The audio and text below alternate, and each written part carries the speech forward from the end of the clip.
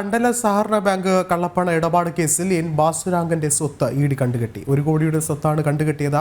കണ്ടല സഹകരണ ബാങ്കിന്റെ മുൻ പ്രസിഡന്റാണ് ബാസുരാങ്കൻ. കൂടുതൽ വിവരങ്ങളുമായി കിരൺ കുമാർ ചേരുന്നുണ്ട്. കിരൺ, എന്താണ് ഏറ്റവും പുതിയ റിപ്പോർട്ടുകൾ?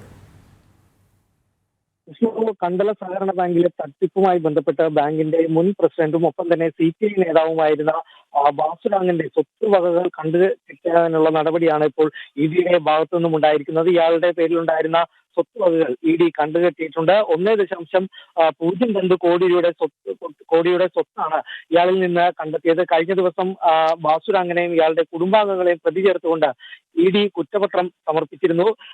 ബാസുരാങ്കനും ഒപ്പം തന്നെ ഇയാളുടെ മക്കൾ, ഭാര്യ, മരുമക്കൾ അടക്കമുള്ള ആളുകളെ ചേർത്തുകൊണ്ടാണ് കുറ്റപത്രം സമർപ്പിച്ചിരിക്കുന്നത്. 3,22,00,000 രൂപയുടെ ക്രമക്കേടാണ് ഈ കണ്ടല ബാങ്കിൽ നടന്നത് എന്നുള്ളൊരു കണ്ടെത്തലായിരുന്നു ഇത് ആദ്യഘട്ട ഈ കുറ്റപത്രം സമർപ്പിച്ചപ്പോൾ തന്നെ EDയുടെ ഭാഗത്തു നിന്നും ഉണ്ടായത്. കൂടാതെ തന്നെ ഈ ബാസുരാങ്കൻ നടത്തിയിട്ടുള്ള നിയമനങ്ങൾ അടക്കമുള്ള കാര്യങ്ങളിൽ വലിയ ക്രമക്കേട് നടന്നിട്ടുണ്ട് എന്നുള്ള കാര്യം കൂടി ഏതായാലും ED കണ്ടെത്തിയിരുന്നു. 7,000 പേജുള്ള കുറ്റപത്രമായിരുന്നു കഴിഞ്ഞ ദിവസം സമർപ്പിച്ചത്. ഇതിന് തൊട്ടു പിന്നാലെയാണ് ഇപ്പോൾ സ്വത്ത് വകകൾ കണ്ടുകെട്ടുന്ന നടപടികളിലേക്ക് കൂടി ED കടന്നിരിക്കുന്നത്. വിഷ്ണു.